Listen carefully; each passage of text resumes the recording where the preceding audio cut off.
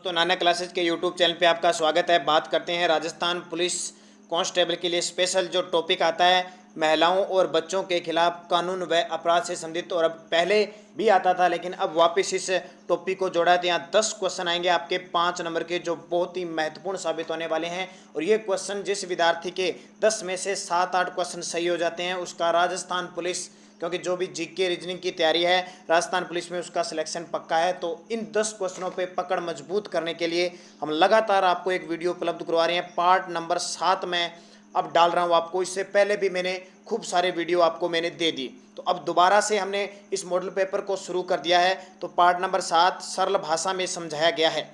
पहले हमारा वीडियो होता था 30-30 क्वेश्चनों का, अब आपको सिर्फ 10-10 क्वेश्चनों का वीडियो लगातार सप्ताह में 2-3 दिन प्राप्त हो रहा है। तो शुरुआत करते हैं। इससे पहले जल्दी से वीडियो को सारे विद्यार्थी शेयर कर दो अपने दोस्तों में, और आपको तो लाइक करना है, दूसरे अपने भाइयों को भी लाइक करवाना है ताकि ज़्यादा से ज़्यादा आपको वीडियो उपलब्ध हो सके। और चैनल पे नए हैं तो इसको सब्सक्राइब कर लो, और सब्सक्राइब करने के बाद इसके पास लगे बेल आइकन के घंटे को जरूर दबा लो। तो स्टार्ट करते हैं पहले क्वेश्चन से।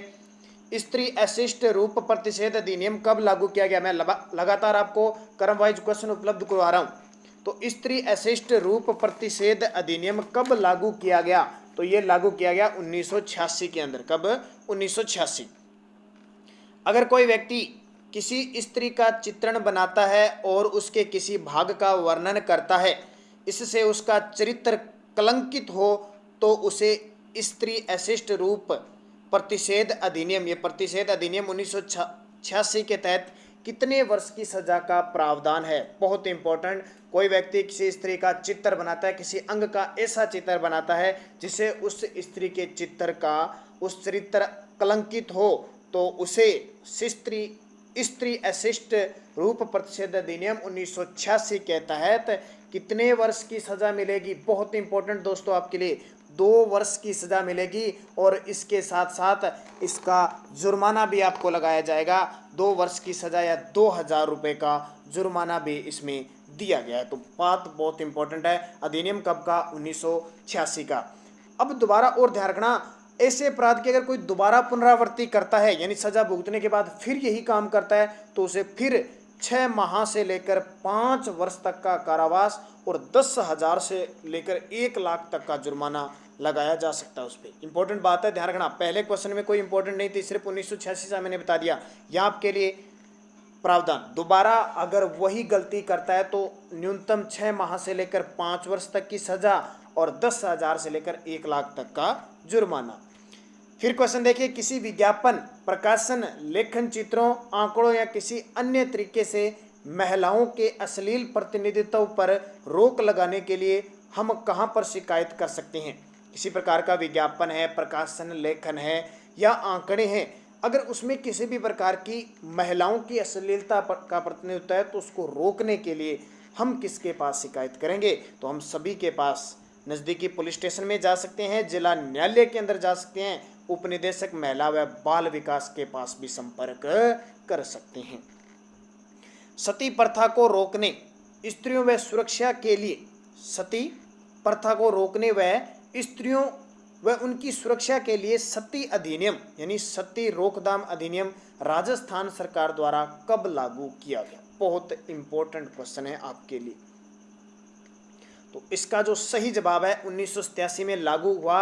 और आपको ये भी पता है कि अंतिम बार हमारे राजस्थान में सती प्रथा का कोई केस मिलता है। लास्ट बार मामला 1987 में, ये जो आपका सती मंदिर है झुंझुनू के अंदर, वहाँ सती हुई थी। मान सिंह था, मान सिंह एक व्यक्ति था, उसकी मृत्यु के बाद वो महिला रानी कंवर, पता नहीं राज कंवर थी, वो सती हुई थी अंतिम बार। उसके बाद में उस झुंझुनू वाले जो सती मंदिर है उस पर भी रोक लगा दी गई है, वहाँ मेला नहीं लगता है। और उसके बाद आज तक कोई मामला सामने, लेकिन लास्ट बार हमारे राजस्थान में 1987 में रूप कंवर के द्वारा सती होने का मामला अंतिम बार सामने आता है। तो ये ध्यान रखना बहुत इंपॉर्टेंट है आपको। तो ये 1988 में द कमीशन ऑफ सती अधिनियम, यानी अधिनियम कौन सा? 1987 के साथ भारत की संसद द्वारा एक अधिनियम बन गया था, ये ध्यान रखना।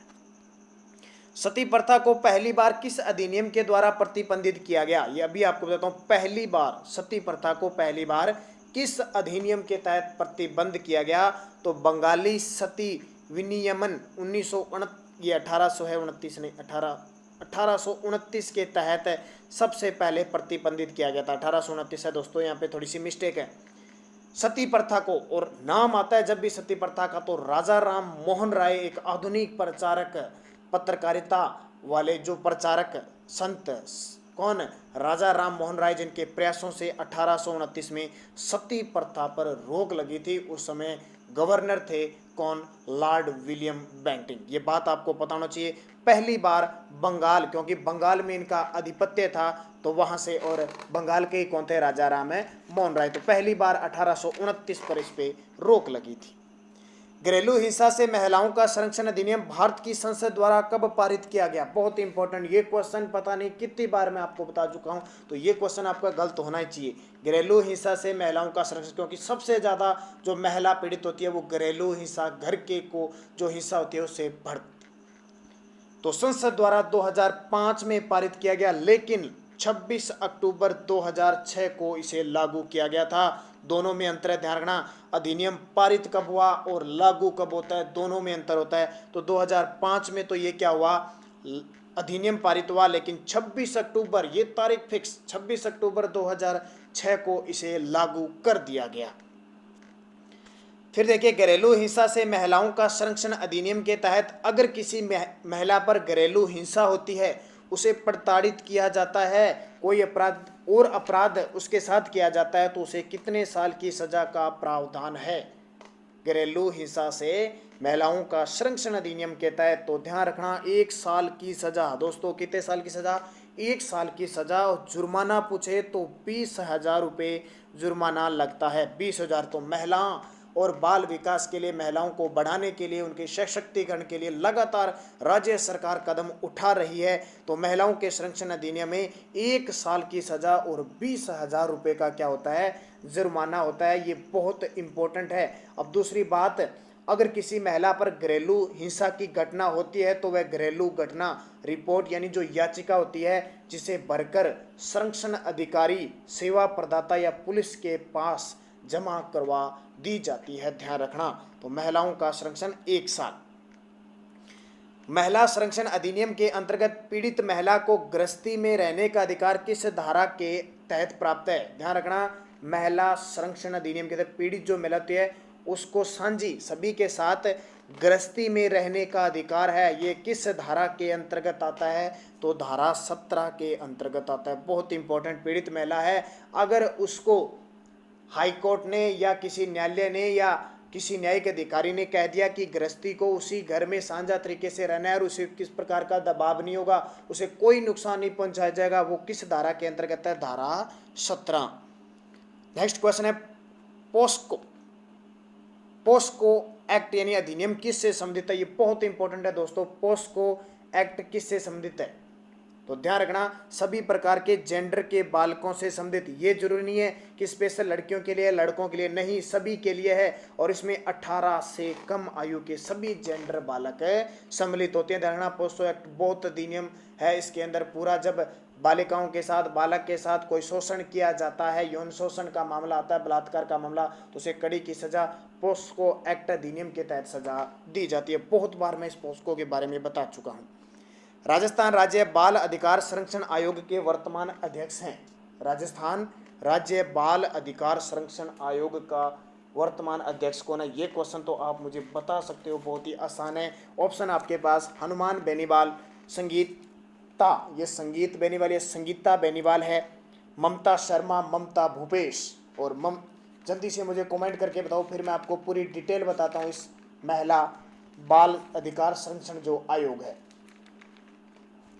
तो देखिए, इसके वर्तमान अध्यक्ष है संगीता बेनीवाल। ये थोड़ी टेक्निकल समस्या हो जाती है, संगीता बेनीवाल। ध्यान रखना, बाल अधिकार संरक्षण आयोग यानी 0 से 18 वर्ष के बच्चों को इसमें शामिल किया जाता है। और इस संरक्षण के लिए बाल अधिकार संरक्षण आयोग 2005 पेश किया गया था, जो 2010 को इसकी स्थापना हुई थी। इस आयोग की स्थापना 2010 में, अधिनियम बना ये 2005 में। इसमें 1 अध्यक्ष और 6 सदस्य होते हैं, जिन 6 सदस्यों में 2 महिला होना भी अनिवार्य है। और इनका जो कार्यकाल होता है इस आयोग का, एक सदस्य का 3 वर्ष होता है। तो वर्तमान में संगीता बेनीवाल हमारे इस बाल अधिकार संरक्षण आयोग की अध्यक्ष है। अब आपके लिए इम्पोर्टेंट कि ये ममता भूपेश कौन है, तो हमारे राजस्थान में एकमात्र महिला मंत्री है, वो भी उनके पास पद कौन सा है, महिला बाल विकास मंत्री का पद है। तो ये बातें आपको याद रखनी है।